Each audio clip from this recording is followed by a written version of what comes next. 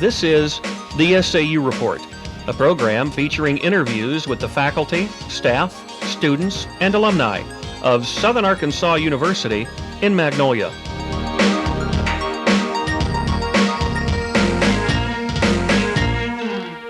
Hello and welcome to this edition of the SAU Report. I'm Lori Porter. And I'm Sally Camp. Today we are talking to Mr. Sonny Whittington, Director of Admissions here at Southern Arkansas University. Mr. Whittington, thank you for being with us today. Thank you. It's a pleasure to be here. Can you tell me exactly what the actual job description of the Director of Admissions is? Well, the Director of Admissions part is deciding whether they're eligible to be admitted to Southern Arkansas University or not, and evaluate coursework from other colleges and universities, see if it will transfer to SAU. The second part of it is the Director of Recruiting, the high school students and junior colleges. In Arkansas, we travel 4 states, Arkansas, Louisiana, Texas, and Oklahoma. And we're responsible for 305 high schools and 36 junior colleges and community colleges. How many other people work with you in helping you? You are Director of Recruiting too, is that correct? We're the only school in the state, because we're so small. The only other school smaller than we are is the University of Arkansas at Monticello.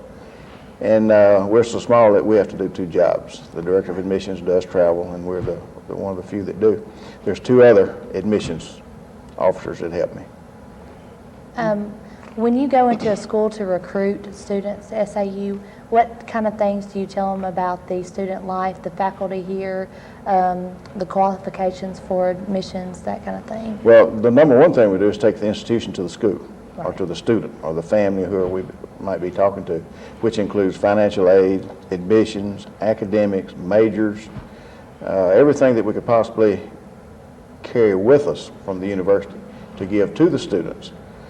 And our number one goal is to be open, candid, honest, and objective about what we say, so that student and that family can make the best decision that fits them about where they want to go to school. The ultimate goal, of course, is to get them to enroll.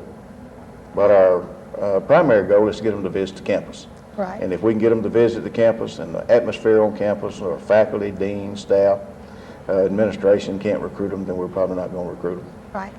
Do you ever take college students with you to the high schools? Or we have it's called a student foundation. It's an honors group on campus that go through a very rigorous and selective admissions process. And in the years past, they've gotten half a tuition scholarship to do this. And we try to get them to go back to the high school from which they came, if it's possible. But a lot of times they can't do that because they got a class or a test. But usually somebody will go with us if we don't stay all day and all night, which a lot of times we do in the fall. Right. What are some of the things that you see that usually brings a high school student to SAU? Number one is the friendliness of the campus and the atmosphere on campus. When I came into the business several years ago, the number one thing that most students wanted to know about was the curriculum. Curriculum is 3 or 4 now. Number one thing they want to know is safety and welfare, Right. which is a big problem in the society, which is spilled over into education and high schools and everywhere else, and that's the first question they ask as a general. How do you answer that when they ask you about safety and that sort of thing? Well, there's a federal law called the Students' Right to Know Act that we have to report everything that's ever happened on this campus within the last year, 3 years, 5 years, and it's in a brochure. So everything that's ever happened, we give them that brochure, and I take it home and study it and read it. And it's factual, accurate, exactly what happened, the consequences, the outcome. And most of them who take it home and study it and read it call me back and say, well, there's more crime in the city that we live in a week than they are on your campus in a year. So we feel very secure and safe in coming to SAU. What are some of the major qualifications that a student has to meet before being admitted to the university, high school students? Well, to be admitted, first of all, they've got to have a minimum of an ACT of 15 on composite ACT, or equivalent SAT. Right. Or rank in the upper one half of the graduating class, either one and or. The biggest problem with that, however, is that most students don't take the college preparatory courses. And I give a presentation about 150 times a year in Arkansas, Louisiana, and Texas, start with 9th graders. It's where they should make the decision about where they're going to go to college or not. Trying to tell them to stay in the toughest courses, the math, the trig, advanced math, advanced science, take the most demanding instructors as they can take in the high school, the most demanding courses, and it'll reflect on their ACT. Right. and as a result, they'll be better prepared when they get to college. However, most of them Don't. are like I did, and others will take the route of least resistance. But there have been some guidelines set down by the legislature and the state and the federal government now that is going to mandate that these students go through a college preparatory track to get into college.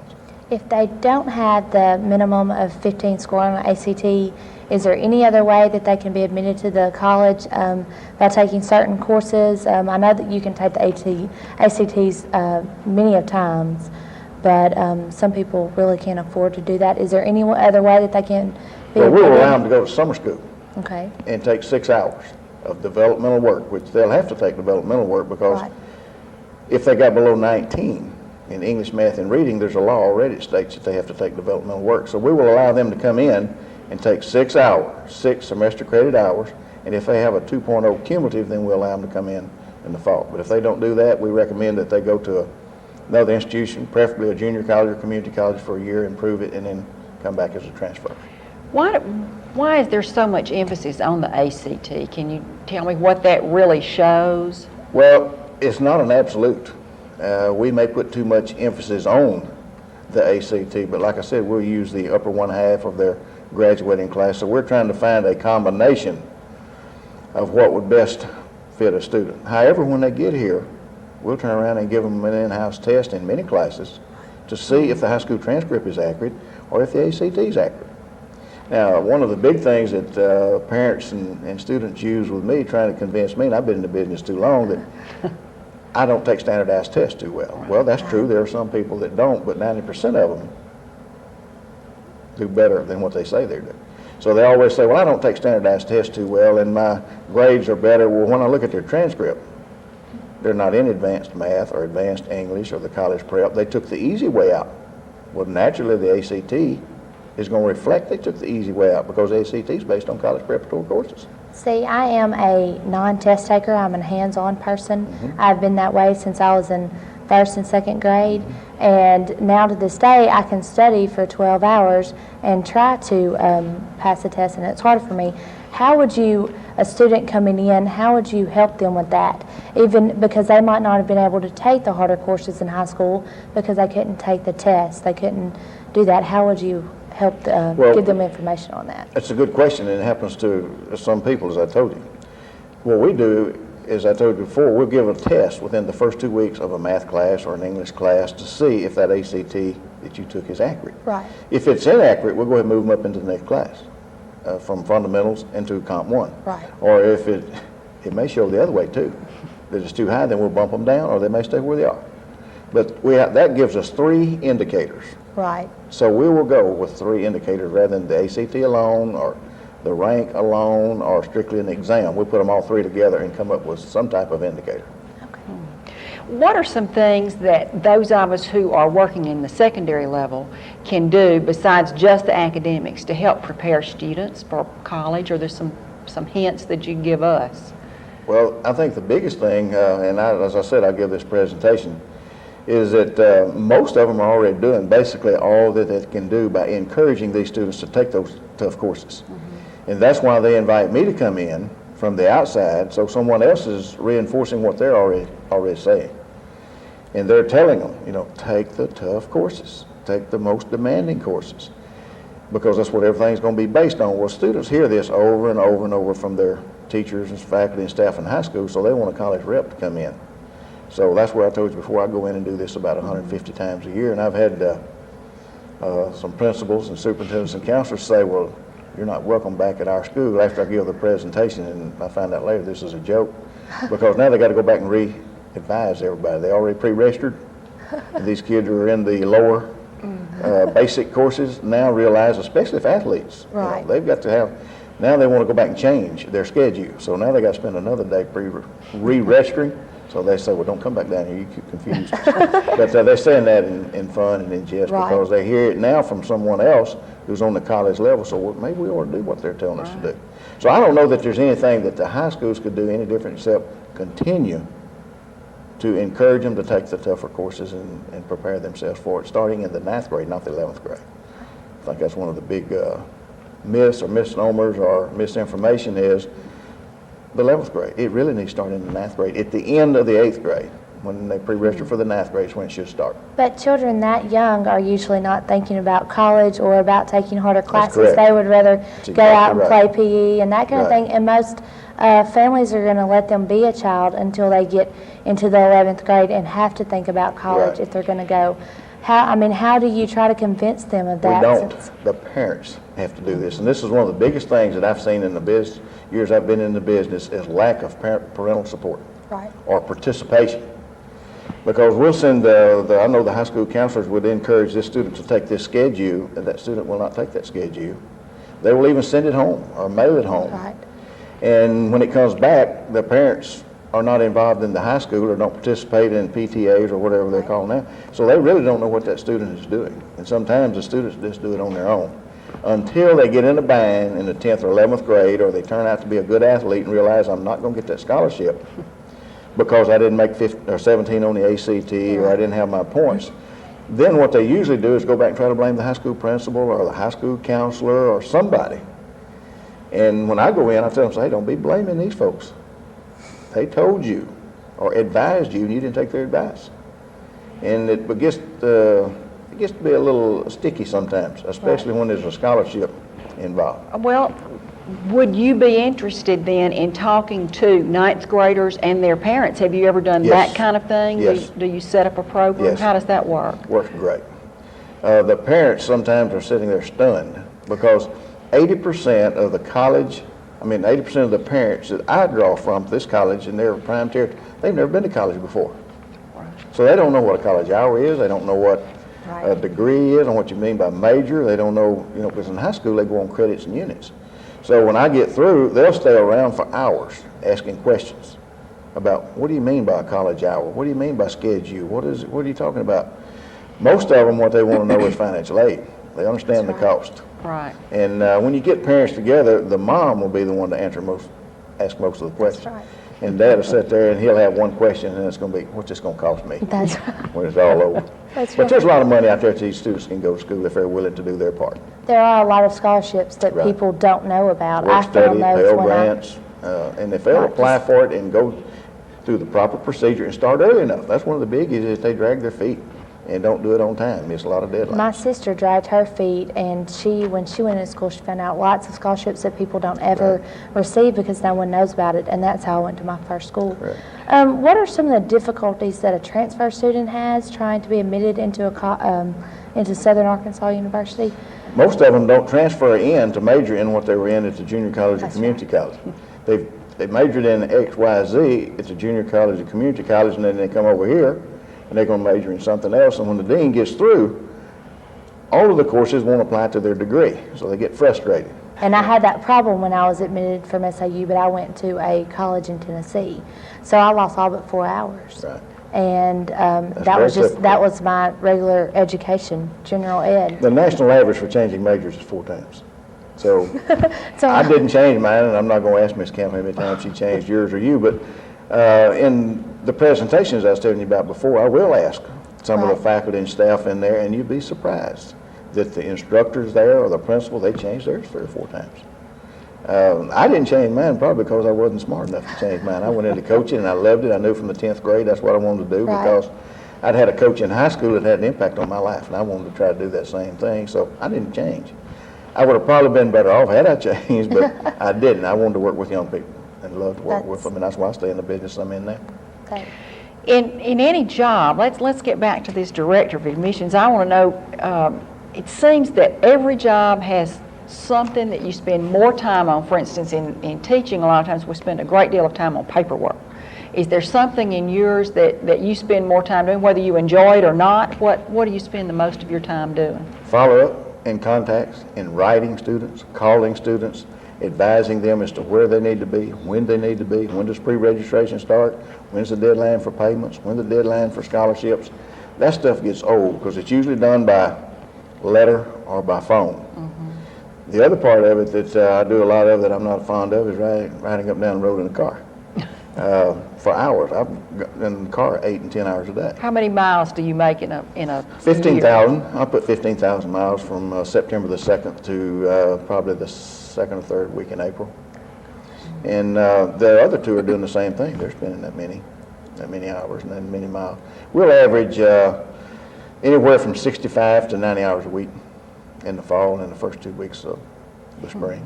What is the best thing about your job or the worst thing about your job that you like? Well, the worst thing I said is traveling in the car. Right. That's the most boring thing for me, and the older I get, the worse, the more I hate to do it. The thing I really enjoy is talking with the students and their parents, because there's supposed to be some mystery about going to college. Now, I have never figured that out. But they have in their mind, this is something that I can't do, or there's going to be problems doing it, or it's insurmountable, or most of them are just apprehensive. Right. The fear of the unknown. They're not scared. It's, Right. I don't know what's going to happen out there, because their parents, as I said, have never gone. Right. So they don't know how to encourage them and how to support them. Right. So I try to get them to relax is the first thing, because when they come on campus, most of them are going to try to hide that fear or apprehension, and I usually separate them. Get the parents on a tour and me keep the student, or vice versa. Then we'll get down to the nuts and bolts of Right. it. But if you get several students together, none of them want to admit, I don't know. Or none of them want to admit, I'm a little bit apprehensive here. And a lot of them, when you can get them to the point to where they'll tell the truth to themselves, or admit the truth to themselves, then the battle's half won. Right. I, Could you estimate a percentage of high school students who really are ready for college? Do you have any idea about? No, not any statistical, but I'd say probably 50 to 60%. Already. Already. If it's done everything they're supposed to do, now I'm talking about from grades 9 through 12. There's others who will try to cram 11 through 12 and get ready and do a somewhat fair job of it. But then there's going to be, as you can look at the developmental courses in the state, about 65% of the students that enroll in the state of Arkansas are remedial math. Yep. So I know they didn't prepare to start with. So that tells us that about 35%, did everything they're supposed to, basically. But I'm going to say this, around 60% of them. And one of the things that I see a big difference is traveling to Louisiana, Arkansas, Texas, and Oklahoma, is this difference in one school or one state to another. Right. It's about the same size. And you hear a lot about the smallness of the school, and I really don't see that has anything to do with it. It's the quality of people in the schools. Right. And some of the best students we've ever had come from the real small schools. Some of the worst we've had come from the larger schools. It basically goes back to the parents' involvement in what the student wants to put forth and what they want to get out of it. And they could do that if it was a 2-on-2. Right. One of the biggest things that, when we talk about college prep, I told you Right. before preparing, a lot of the small schools, the students will say, well, we don't offer that, we don't do this, we don't do that. And I said, no, that's no excuse. With videos, we have AETN, teaches college algebra, they teach how to write, how to read. I said, but most of you won't do that. You watch MTV, but you won't rent a tape to learn how to do math. And so that's not an excuse anymore. And there's enough co-op program, enough free tutoring. Right. That's not an excuse. I don't buy that. So don't tell me that the high school didn't teach it, so I'm not prepared. You're not prepared because you didn't prepare yourself. That's right, because like I said earlier, most students, after they get out of school at 3:30 or whatever that day, it's over until 8:30 that night. I know I did that for a little while, and then I woke up and had to realize I was going off to school. A lot of that just comes with maturity. That's though, true. I think. That's true. Do you set a goal, a number of students that you want to talk to each year, or that you would like to recruit each year? Yes, we always want to try to have at least one more than what we had the year before to show that we actually doing something. But yeah, we set a goal that we want either 2% more first-time entering students than we had last year, or 10%. A lot of that's based on the demographics. I don't like to set a goal out there that can't be reached, because when you got people working with you, they take that personal and feel like they failed. So we try to set a goal that we know is attainable. If we do these things, we can reach that goal. And Southern Arkansas has been very fortunate over the years, and I wish I could take credit for it, but that's not true. We probably have the healthiest enrollment of anybody in the state of Arkansas. If you look at the period of the last 20 years, we're going to have more increases than anybody else in the state. We had 15 consecutive at one time. And so I think it's because we have a good product. It's an excellent institution that cares, is friendly and helpful, and that's the first thing the kids will tell you when they come on campus and leave. Boy, I enjoyed that. People spoke to me, I never seen them before. And Of course, as when Miss Kemp and I was in school here, if you didn't speak to everybody that was on campus, they threw you in a duck pond. That was a tradition that started in 1909. Well, that's died out, but the friendliness is still there. Right. And the helpfulness is still there. Well, can you explain to me some of the differences between admitting a student now in the 90s and when you were admitted as a freshman in 1957? Did you have to go through anything No. as tough as this? In 1957, when I came here, all we did was see Dean Talley or Dean McLean, Sage McLean, and fill out a card, and it was all over with. And we'd do our registration, all that in the gym, just by walking around in the room and go pick up a card and fill your name out. This thing has gotten so much technology and electronics and red tape. You got federal guidelines, you got state guidelines, you got SAU guidelines. So it's got so much red tape, they created and forced positions like the director of admissions and that type of stuff. Somebody look at all this paperwork. When was that position created? At Southern Arkansas, we created when I came in. Dr. Don Hafner's office, who was the Vice President of Student Affairs, did all of it as an extra duty that was put on him. And then UCA and UALR started in Arkansas the actual recruiting program. Most of the colleges said, well, we're here. They'll come to us. The local students will come to us. And most of higher education didn't like marketing. They thought that was a no-no. You don't sell, go out and advertise and all that. Well, it caught us. We went from 2,400 in the 66, 78, somewhere along there, down to 1,700 and something in 78 or 79. So when I got out of coaching, they asked me if I'd be interested in this, and we worked it out, and Dr. Hafner and I established the recruiting and admissions office here, which is separate from, still under him, but it's a separate office. And we developed everything that's in it. Everything that's good or bad or indifferent, he and I are responsible for it. And it was a challenge and a lot of fun. A lot of heartache. We learned from a lot of mistakes, but I'm proud of where we are. And I think it's the support that we got from the university as a whole that made the whole thing work. Housing helps us, financial aid helps us, everybody pitches in helps. Do you think, just a minute ago we were talking about red tape, do you think there's too much red tape when it comes to, I mean, because you have federal, you have state, you have SAU.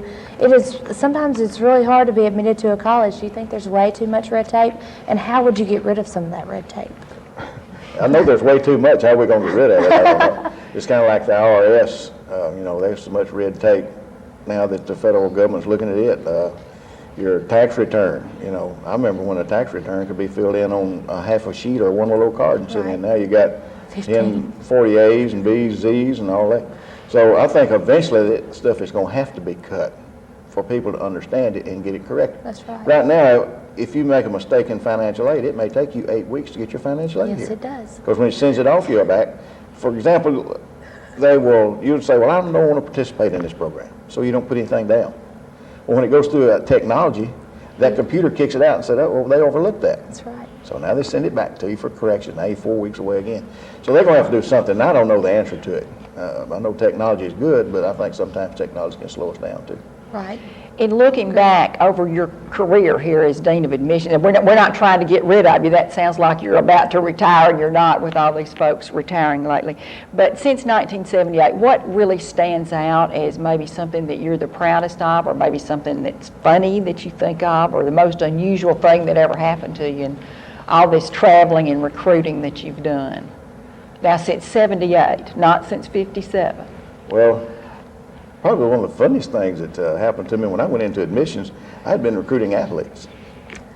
Okay. And the only thing I knew to do was to take the specialized recruiting and make it mass recruiting. So we'd get referrals. People call in and say, we need to check on this one, and we'd get letters and say this. Well, I walked in the office one day from recruiting. There was a note on my desk that said, call this number. 3 students are interested in transferring or attending SAU. The next time you're in El Dorado, or call this number. Well, I was going to be in El Dorado the next day. It had the address and everything. So I said, well, I'm not going to call over and be over tomorrow. I'll just drive by there. So I looked the address up and I walk in, and when I drove up to the building, I knew it looked kind of funny, but there was no name on it. I didn't know what I was into. So I walked in there, and this reception sitting behind the desk, and she said, can I help you? And I told her who it was. And I said, I understand that you've got 3 students here who are prospective students that's interested in going to SAU. And I could see her wheels start turning and thinking. She looked up to me and she said, sir, I think you've been had.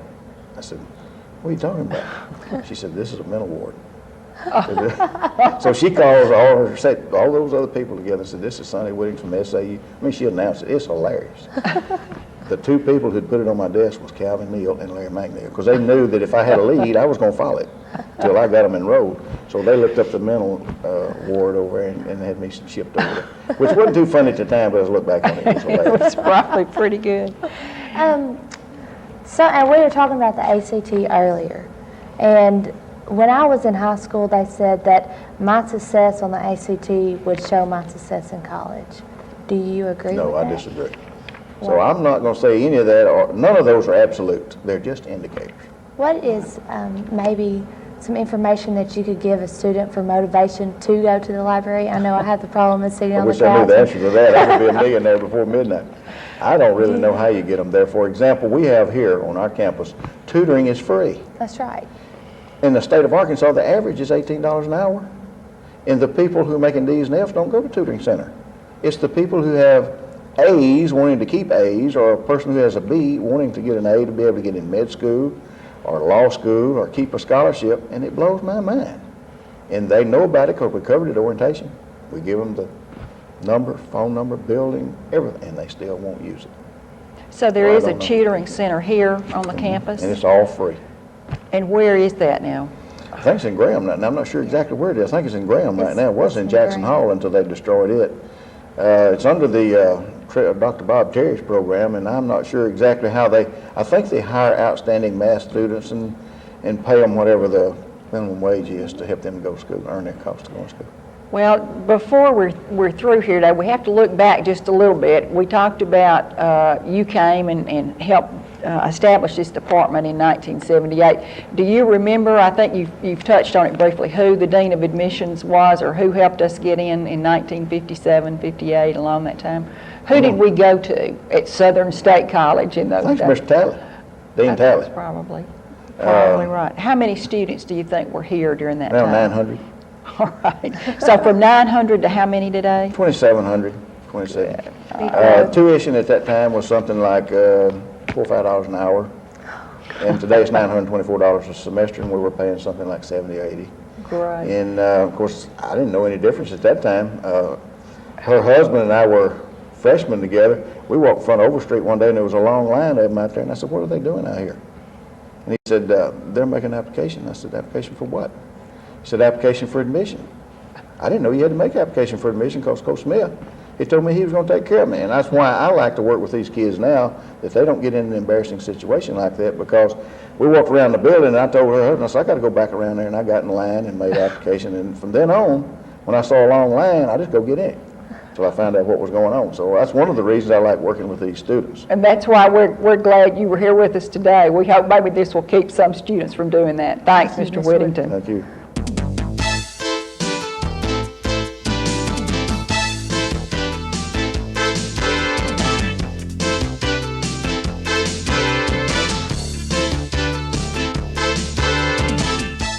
The SAU Report is a production of broadcast journalism students in the Department of Theater and Mass Communication at Southern Arkansas University in Magnolia.